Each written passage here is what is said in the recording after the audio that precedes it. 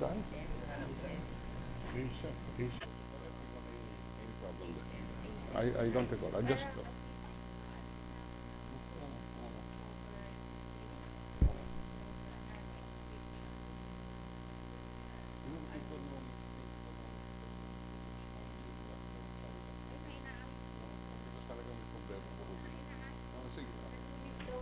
Okay.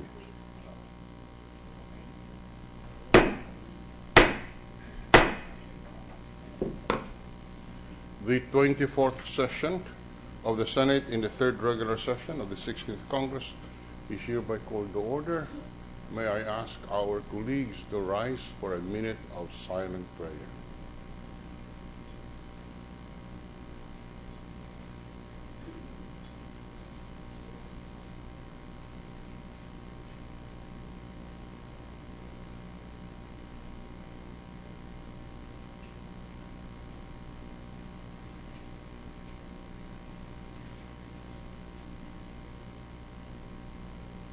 Thank you. The Senate Choir will now lead us in the singing of the Philippine National Anthem, after which they'll render a song entitled Iniibig Kita, the Senate Choir.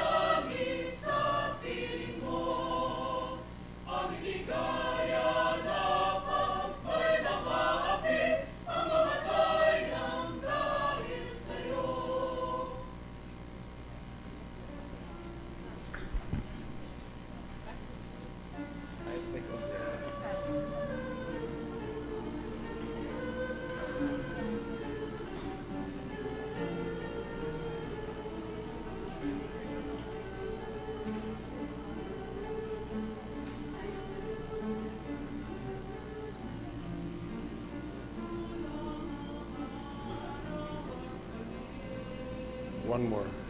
Sino nandiyan sa taas?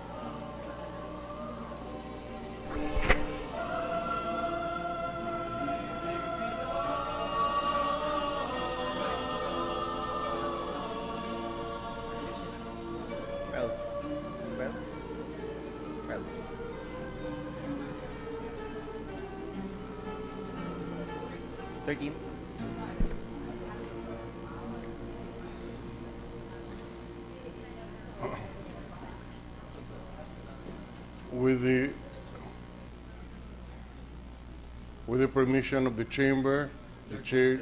Huh? Saan? Huh?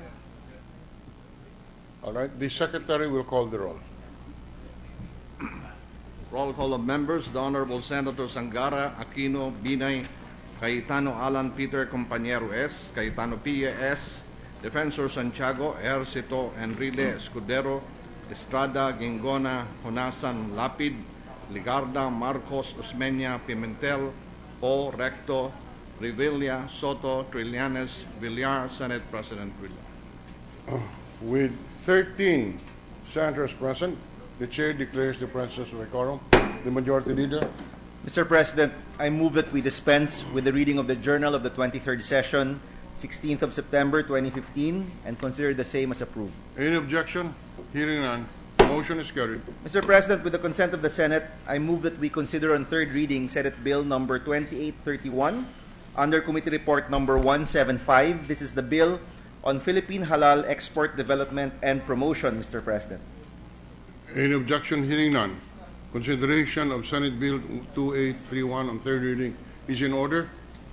Mr. President, with the consent of the body, may we request the Secretary to read only the title of the bill without prejudice to inserting into the Senate Journal and Record the whole text thereof. Secretary will do so. Senate Bill number 2831, an act instituting the Philippine Halal Export Development and Promotion Program, creating for the purpose the Philippine Halal Export Development and Promotion Board, and for other purposes. Mr. President, copies of this measure as approved on second reading were distributed to the members of the Senate last September 16, 2015, thereby complying with the 3-day rule found under Section 26, Paragraph 2, Article 6 of the 1987 Constitution. We are thus ready to approve the measure on third reading, Mr. President, and thus I ask for a roll call vote. Secretary will conduct a roll call vote. Roll call vote.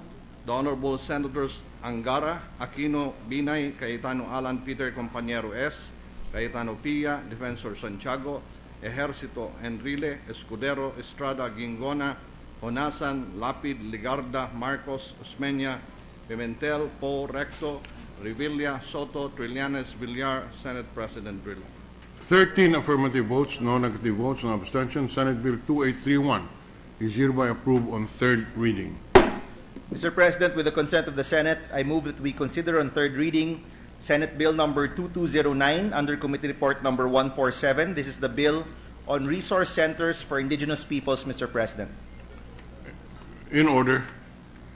With the consent of the body, may we request the Secretary to read only the title of the bill without prejudice to inserting into the Senate Journal and Record the whole text thereof. Secretary will do so. Senate Bill number 2209, an act establishing resource centers for indigenous peoples to enhance and ensure delivery of essential services, appropriating funds therefore and for other purposes. Mr. President, copies of this measure as approved on second reading were distributed to the members of the Senate last September 16, 2015, thereby complying with the 3-day rule found under Section 26, Paragraph 2, Article 6 of the 1987 Constitution. And thus, Mr. President, we are ready to approve the measure on third reading, and I ask for a roll call vote. The Secretary will conduct the roll call vote. Roll call vote. The Honorable Senators Angara, Aquino, Binay, Cayetano Alan Peter Compañero S, Cayetano Pia S, Defensor Santiago, Ejercito, Enrile, Escudero, Estrada, Gingona, Honasan, Lapid, Ligarda, Marcos, Osmeña, Pimentel, Po, Recto, Revilla, Soto, Trillanes, Villar, Senate President Villar. 13 affirmative votes, no negative votes, no abstention. Senate Bill 2209 is approved on third reading. Mr. President, with the consent of the Senate, I move that we consider on third reading Senate Bill number 2837 under Committee Report number 179. This is the bill on National Labor Relations Commission, Mr. President. You know, the consideration of the measure on third reading is in order. Mr. President, with the consent of the body, may we request the Secretary to read only the title of the bill without prejudice to inserting into the Senate Journal and Record the whole text thereof. Secretary is directed to do so. An act strengthening the operations of the National Labor Relations Commission, amending for this purpose Articles 219 and 221 of Presidential Decree Number 442 as amended, otherwise known as the Labor Code of the Philippines. Mr. President, copies of this measure as approved on second reading were distributed to the members 26 paragraph 2, Article 6 of the 1987 Constitution. And thus, Mr. President, we are ready to approve the measure on third reading, and I ask for a roll call. I will conduct the roll call vote. Roll call vote. The Honorable Senators Angara, Aquino, Binay, Cayetano, Alan Peter Compañero S, Cayetano Pia S, Defensor Santiago, Ejercito, Enrile, Escudero, Estrada, Gingona, Honasan, Lapid, Ligarda, Marcos, Osmeña, Pimentel, Po, Recto, Revilla, Soto, Trillanes, Villar, Senate President Drillo. 13 affirmative votes, no negative votes, no abstentions. Senate Bill 2837 is approved on third reading. Mr. President, with the consent of the Senate, I move that we consider on third reading Senate Bill number 2835 under Committee Report number 177. This is the bill on anti-ambulance chasing, Mr. President. Consideration of Senate Bill 2835 is in order. May we request the Secretary to read only the title of the bill without prejudice to inserting into the Senate Journal and Record the whole text thereof. Secretary will do so. An act protecting seafarers against ambulance chasing and imposition of excessive fees and providing penalties therefor. Mr. President, copies of this measure as approved on second reading were distributed to the members of the Senate last 17th of September 2015, thereby complying with the 3-day rule found under Section 26, Paragraph 2, Article 6 of the 1987 Constitution. And thus, Mr. President, we are ready to approve the measure on third reading. I ask for a roll call vote. Secretary will conduct the roll call vote. Roll call vote. The Honorable Senators Angara, Aquino, Binay, Cayetano Alan Peter Compañero S, Cayetano Pia S, Defensor Santiago, Ejercito, Enrile, Escudero, Estrada, Gingona, Honasan, Lapid, Ligarda, Marcos, Osmeña, Pimentel, Po, Recto, Revilla, Soto, Trillanes, Villar, Senate President Drillo. 14 affirmative votes, no negative votes, no abstentions. Senate Bill 2835 is hereby approved on third reading. Mr. President, we'd like to acknowledge a number of guests in the hall. Firstly, the students of St. Ignatius Technical Institute of Business and Arts, headed by Professor Alex Lorenzo. Make the presence of our visitors of record for this afternoon's session as we welcome them to the Senate. We would also like to acknowledge, Mr. President, the Bangsamoro Business Club, headed by President Muhammad Omar Pasigan. So acknowledge and make the presence of our visitors from the Bangsamoro Business Club of record. Mr. President, I move that we proceed with the reference of business. The Secretary will read the reference of business. Messages from the House of Representatives. Letter from the House informing the Senate that on 14 September 2015, it ratified the Conference Committee report on the disagreeing provisions of House Bill number 4147, an act rationalizing and strengthening the probation system, amending for the purpose the pertinent provisions of Presidential Decree number 968, otherwise known as the Probation Law of 1976 as amended, and Senate Bill number 2280, an act amending Presidential Decree number 968, otherwise known as the Probation Law of 1976 as amended. To the archives. Letter from the House informing the Senate that on 14 September 2015, it ratified the Conference Committee report on the disagreeing provisions of House Bill number 5217, an act governing the accreditation of micro-enterprise development institutions, and Senate Bill number 2752, an act strengthening non-government organizations, NGOs, engaged in microfinance activities for the poor. To the archives. Letter from the House informing the Senate that on 14 September 2015, it passed the following House bills in which it requests the concurrence of the Senate. House Bill number 5292, an act establishing a productivity improvement program, repealing for the purpose Republic Act number 6971, otherwise known as the Productivity Incentives Act of 1990. Committees on Labor, Employment, Human Resource Development, Ways and Means. 6074, an act declaring Gangog Cave in the municipality of Batarasa, province of Palawan as a tourist destination, providing for its development and appropriating funds therefore. 6075, an act declaring Kapangyan Falls in the municipality of Batarasa, province of Palawan as a tourist destination, providing for its development and appropriating funds therefor. Committees on Tourism and Finance. 6084, an act establishing a fish port in Barangay Macuyon, Municipality of Siraway, Province of Zamboanga del Norte, and appropriating funds therefor. 6091, an act establishing a fish port in the Municipality of Lopez Haina, Misamis Occidental, and appropriating funds therefor. 6094, establishing a fish port in the city of Boracaiata, Province of Misamis Occidental, and appropriating funds therefor. 6095, an act establishing a mariculture development park located in the municipalities of Carmen, Asipet, and Buenavista, Province of Agusan del Norte, and appropriating funds therefor.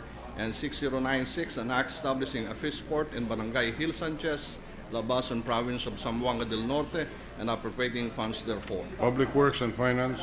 6085, an act establishing the multipurpose fishery breeding farms and hatcheries for the production of multiplication of crabs, shrimps, and lobsters in the municipality of Jose Dalman, Province of Zamboanga del Norte, and appropriating funds therefor. 6086, establishing a research station for fish breeding and hatcheries for grouper, prawn, lobster, crab, oyster, and other high-value marine species in the municipality of Sultan Naga di Mapuro, Province of Lanao del Norte, and appropriating funds therefor. 6088, establishing a provincial fisheries and aquatic resources research, training, development, and product center in each of the provinces of Leyte, Southern Leyte, Biliran, Eastern Samar, and Northern Samar, and appropriating funds therefor. 6089, establishing a multipurpose fishery breeding farm and hatchery for the production and multiplication of crabs and shrimps in the municipality of Plaridel, Province of Quezon, and appropriating funds therefor. 6090, an act establishing a multipurpose fishery breeding farm and hatchery for the production and multiplication of crabs and shrimps in the municipality of Batimunon, Quezon, and appropriating funds therefor. 6092, an act establishing the Philippine Eel Research Center in the municipality of Zamboanga, Province of Agusan del Norte, and appropriating funds therefor. 6093, an act establishing a fisheries research center in the municipality of Nasipit, Agusan del Norte, and appropriating funds therefor. Committees on Agriculture, Food, and Finance. And House Bill number 6100, an act promoting the creation of green jobs, granting incentives, and appropriating funds therefor. Committees on Labor, Employment, Human Resource Development, the Environment, and Natural Resources, Ways and Means, Finance. Bills on first reading. Senate Bill number 2953, an act increasing the allowable personal exemption of individual taxpayers, amending for the purpose Section 35A of the National Internal Revenue Code of 1997 as amended, and for other purposes, introduced by Senator Recto. Ways and Means. 2954, an act institutionalizing a conditional cash transfer program providing for automatic indexation of cash grants and for other purposes, by Senator Recto. Social Justice, Welfare, and Rural Development, Finance. 2956, an act granting permanent residency to qualified religious workers, amending for the purpose Sections 9 and 13 of Commonwealth Act number 613, otherwise known as the Philippine Immigration Act of 1940, and for other purposes, by Senator Paulo Benigno Bam Aquino de Justice and Human Rights. Resolution. Proposed Senate Resolution number 1587, expressing the sense of the Senate to join the community of nations and parliaments around the world, commemorating the 8th International Day of Democracy on September 15, 2015, with the theme Public Participation for Democracy. Rules. Communications. Letters from the Banco Central, transmitting to the Senate copies of the following certified, authenticated BSP issuances. Memorandum number M 2015-028, dated 31 July 2015. Circular letters number 2015-048, 049, 050, 5152, and 53, dated 14/7, 18, 20, 24, and 25 August 2015.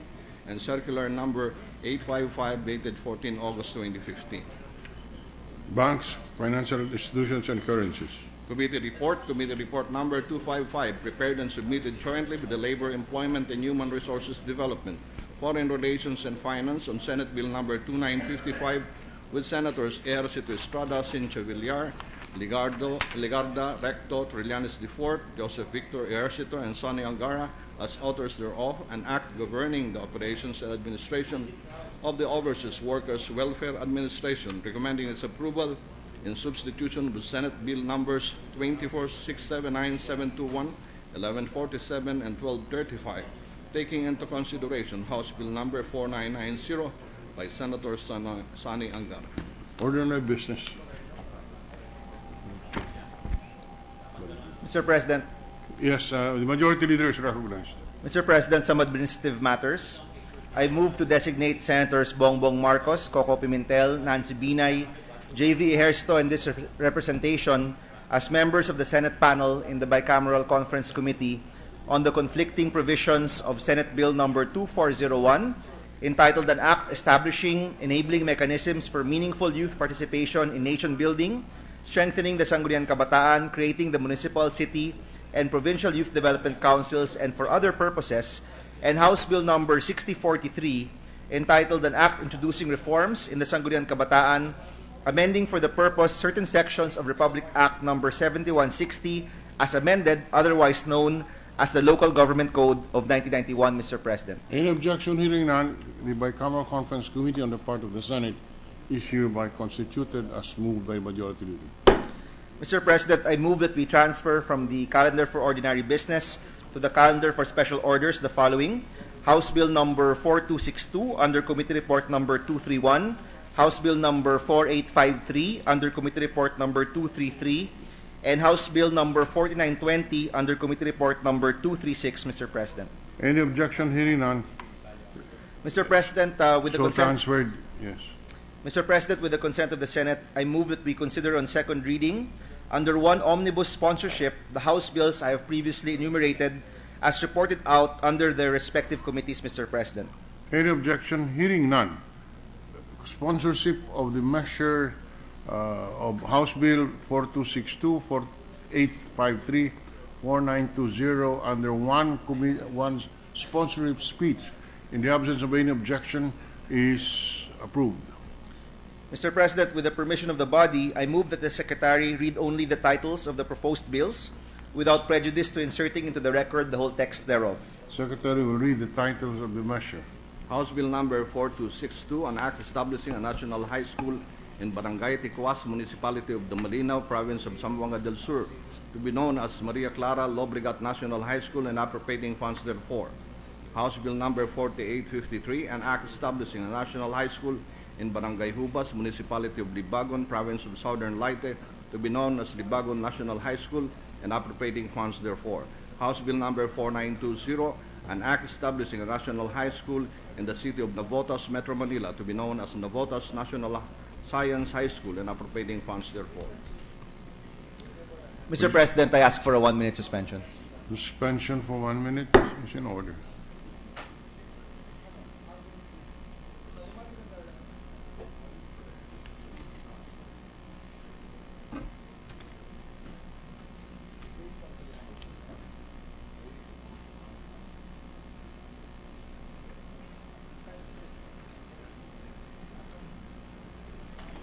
Ready to resume, Mr. President. Session is resumed.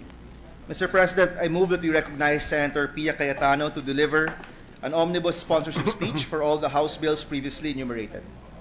Senator Pia Cayetano is recognized to sponsor House Bill 4262, House Bill 4853, House Bill 4920. Thank you, Mr. President. Mr. President, esteemed colleagues, the Constitution declares that the state shall give priority to education, science, technology, arts, culture, and sports to foster patriotism and nationalism, accelerate social progress, and promote total human liberation and development. It further asserts that the state shall protect and promote the right of all citizens to quality education at all levels and shall take appropriate steps to make such education accessible to all. We have already undertaken significant education reforms in pursuit of this constitutional mandate, and we continue to work towards making quality education accessible to all Filipinos. As such, it is my privilege to sponsor bills for the establishment of schools in several municipalities around the country.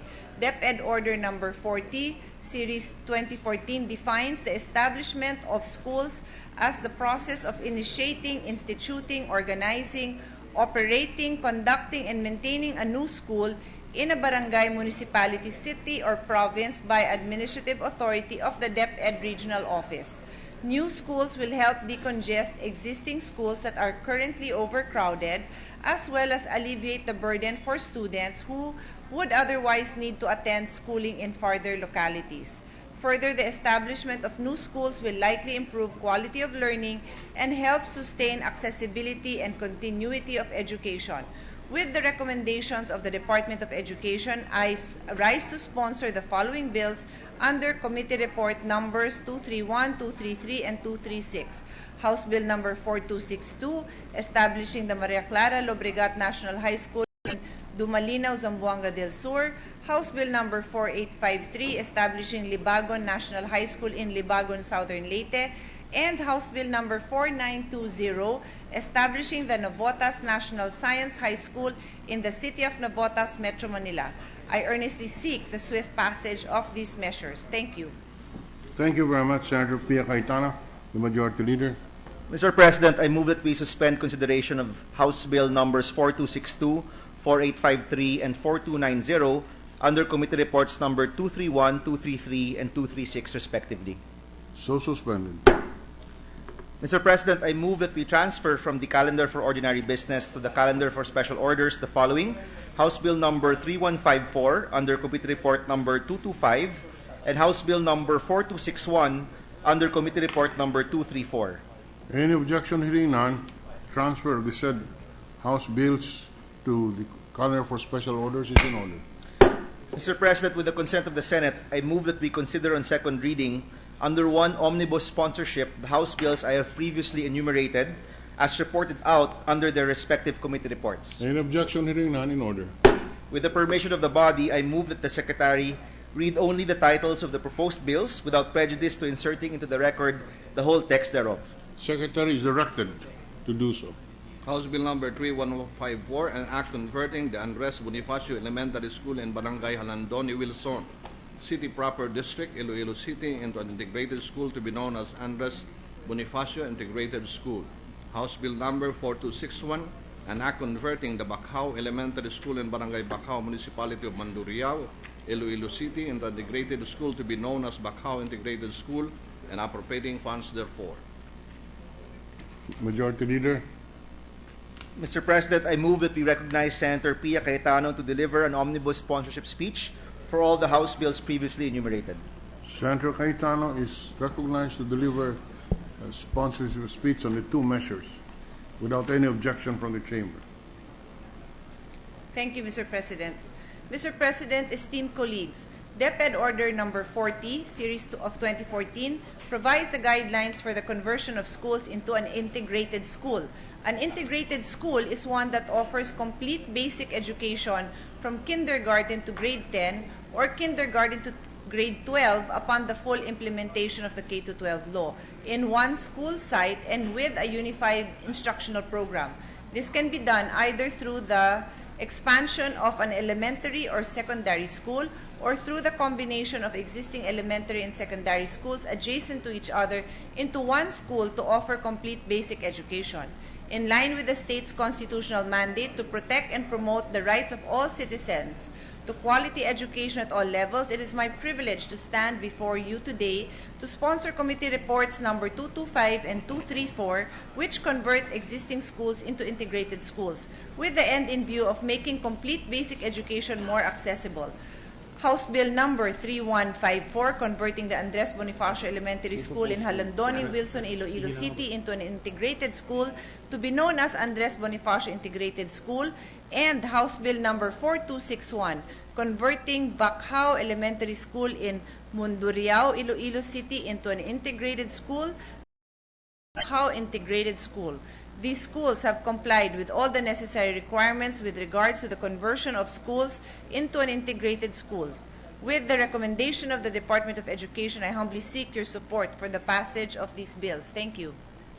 Mr. President, I move that we suspend consideration of House Bill number 3154 and 4261 under Committee Reports number 225 and 234, respectively. Approved.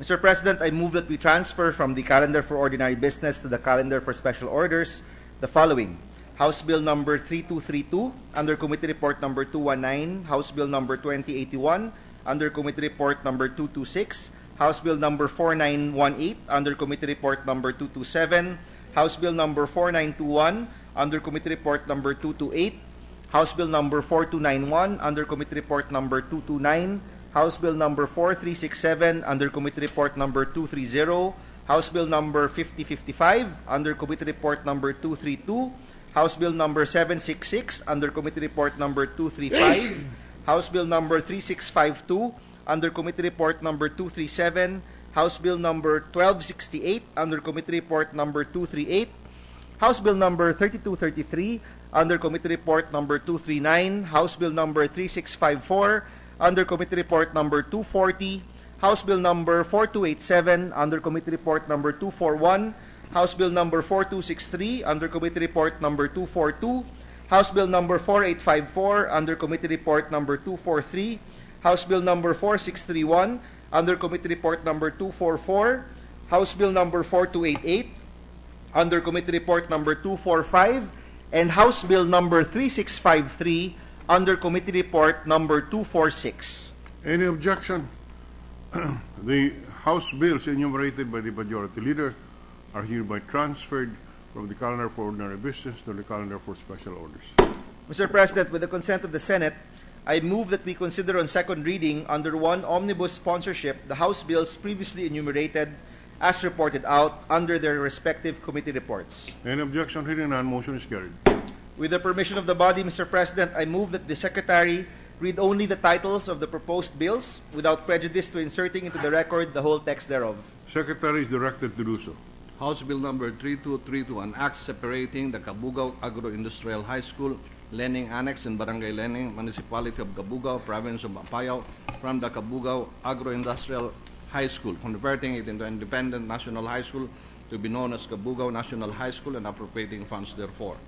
House Bill number 2081, an act separating the Limbaan National High School, Santa Fe Extension, Barangay Santa Fe, Municipality of New Corella, Province of Davao del Norte, from the Limbaan National High School, converting it into independent national high school to be known as Santa Fe National High School and appropriating funds therefore. 4918, an act separating the Tucuran Technical Vocational High School, Tabuan Annex in Barangay Tabuan, Municipality of Tucuran, Province of Zamboanga del Sur, from the Tucuran Technical Vocational High School, converting it into independent national high school to be known as Tabuan National High School and appropriating funds therefore. 4921, an act separating the Compostela National High School, Corazon Si Aquino High School Annex in Barangay Osmeña, Municipality of Compostela, Province of Compostela Valley, from the Compostela National High School, converting it into an independent national high school to be known as Corazon Si Aquino National High School and appropriating funds therefore. 4291, an act separating the Luna National High School, Tumog Annex in Barangay Tumog, Municipality of Luna, Province of Apayao, from the Luna National High School, converting it into independent national agricultural and trade high school to be known as Tumog National Agricultural and Trade High School and appropriating funds therefore. 4367, an act separating the General Emilio Aguinaldo National High School Annex in Barangay Pasong Buaya, 2nd, Imu City, Province of Cavite, from the General Emilio Aguinaldo National High School, converting it into independent national high school to be known as General Lesirio Topacio National High School and appropriating funds therefore. 5055, an act separating the San Jose National High School, Daniel C. Mantos Annex in Barangay Daniel C. Mantos, Mahayag, Province of Zamboanga del Sur, from the San Jose National High School, converting it into independent national high school to be known as Daniel Mantos National High School and appropriating funds therefore. 766, an act separating the Kalinga National High School, Saligseg Annex in Barangay Saligseg, Municipality of Balbalan, Province of Kalinga, from the Kalinga National High School, converting it into independent national high school to be known as Balbalan National High School and appropriating funds therefore. 3652, an act separating the Bacunga National High School, Palandok Annex in Barangay Palandok, Leon B. Postigo, Province of Zamboanga del Norte, from the Bacunga National High School, converting it into independent national high school to be known as Palandok National High School and appropriating funds therefore. 1268, an act separating the Alfonso Castañeda National High School, Abuyo Annex in Barangay Abuyo, Alfonso Castañeda, Province of Nueva Vizcaya, from the Alfonso Castañeda National High School, converting it into independent national high school to be known as Abuyo National High School and appropriating funds therefore. 3233, an act separating the Santa Marcela National High School, Consuelo Annex in Barangay Consuelo, Santa Marcela, Province of Apayao, from the Marcela National High School, converting it into an independent national high school to be known as Consuelo National High School and appropriating funds therefor. 3654, an act separating the Bacunga National High School, Talinga Annex, and Barangay Talinga, Municipality of Leon, Postigo, Province of Zamboanga del Norte, from the Bacunga National High School, converting it into an independent national high school to be known as Talinga National High School, and appropriating funds therefor. 4287, an act separating the Halapitan National High School, Little Baguio Annex, and Barangay Little Baguio, Municipality of San Fernando, Province of Bukidnon, from the Halapitan National High School, converting it into an independent national high school to be known as Little Baguio National High School, and appropriating funds therefor. 4263, an act separating the Libertad National High School, Colongolo Annex, and Barangay Colongolo, Municipality of Suralia, Province of South Cotabato, from the Libertad National High School, converting it into an independent national school to be known as Colongolo National High School, and appropriating funds therefor. 4854, an act separating the Midsalip National High School, Buluron Annex, and Barangay Buluron, Midsalip, Province of Zamboanga del Sur, from Midsalip National High School, converting it into independent national high school as Buluron National High School, and appropriating funds therefor. 4631, an act separating the Silaya National High School, St. Peter Annex, and Barangay St. Peter, Malaybalay, Province of Bukidnon, from the Silaya National High School, converting it into independent national high school to be known as St. Peter National High School, and appropriating funds therefor. 4288, an act separating the P.U. Dalim Memorial School of Arts and Trades, Santa Filomena Annex, and Barangay Santa Filomena, Calanasan, Province of Apayao, from the P.U. Dalim Memorial School of Arts and Trades, converting it into independent National Arts and Trades High School to be known as Santa Filomena School of Arts and Trades, and appropriating funds therefor. And House Bill number 3653, an act separating the Bacunga National High School, Tinuyup Annex, and Barangay Tinuyup of Leon B. Postigo, Province of Zamboanga del Norte, from the Bacunga National High School, converting it into independent national high school to be known as the Tinuyup National High School, and appropriating funds therefor. The Majority Leader. Mr. President, I move that we recognize Senator Pia Cayetano to deliver an omnibus sponsorship speech for all the House bills previously enumerated. Any objection? Hearing none, Senator Pia Cayetano is recognized to deliver the sponsorship speech, consolidated sponsorship speech for all the measures enumerated. Senator Cayetano. Thank you, Mr. President. Mr. President and esteemed colleagues, the separation of school annexes is the process of detaching an existing school annex from its mother school to become a separate and independent school. A school annex may be separated provided it is offering a complete elementary or secondary education program subject to compliance with the criteria set by the Department of Education. Separating school annexes requires strengthening and enhancing its capacities to adapt to the unique education needs of a community. This, in effect, establishes new schools, which will enable these institutions to better serve their constituents and provide quality education. Along with the other measures I proudly sponsor today, this is one of the ways by which we uphold the constitutional guarantee to establish a complete, adequate, and integrated system of education relative to the needs of the people and society. As such, I am pleased to sponsor the following bills under committee report numbers 219, 226, 227, 228, 229, 230, 232, 235, 237, 238, 239, 240, 241, 242, 243, 244, 245, 246, which have earned the recommendation of DepEd to separate school annexes. House Bill number 3232, House Bill number 2081, House Bill number 4918, House Bill number 4921, House Bill number 4921, House Bill number 4367, House Bill number 5055, House Bill number 766, House Bill number 3652, House Bill number 1268, House Bill number 3233, House Bill number 3654, House Bill number 4287, House Bill number 4263, House Bill number 4854, House Bill number 4631, House Bill number 4288, House Bill number 3653. These school annexes have met the standards and complied with the criteria set by DepEd to become a separate and independent school, which can better provide quality education to its students. Thus, I earnestly seek the swift passage of these bills. Thank you. Thank you, Senator Pia. The Majority Leader.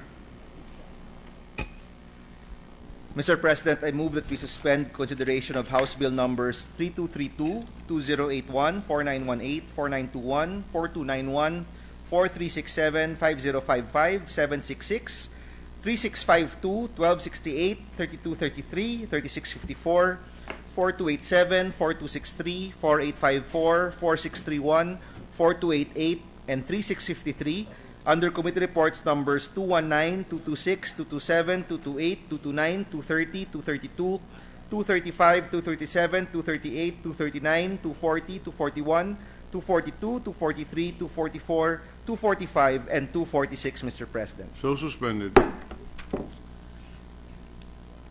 Mr. President, we are in receipt of a conference committee report on the disagreeing provisions of Senate Bill number 2898 and House Bill number 5912 on national athletes, trainers, and coaches' benefits and incentives. Copies of the report have been distributed to the senators, Mr. President. And so, with the consent of the Senate, I move that we consider the aforesaid conference committee report.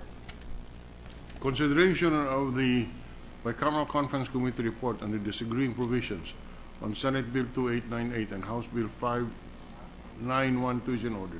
Mr. President, I move that we recognize the sponsor, Senator Sani Angara, to present the bicameral conference committee report. Senator Sani Angara is recognized to submit the bicameral conference committee report for the consideration of the chamber.